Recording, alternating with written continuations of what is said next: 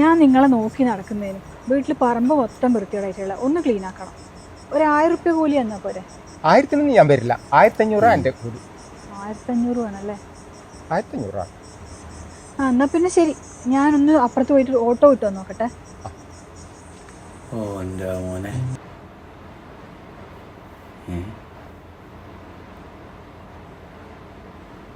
ഇതാരാ വരുന്നത്? ഇതാരാ? മേഡം എൻ്റെ വണ്ടിയിൽ കയറിക്കോ, ഈ ഭാഗത്ത് ഓട്ടോ ഒന്നും കിട്ടൂല. ഓ ഇത് നിങ്ങളെ കാറാ? അതെ.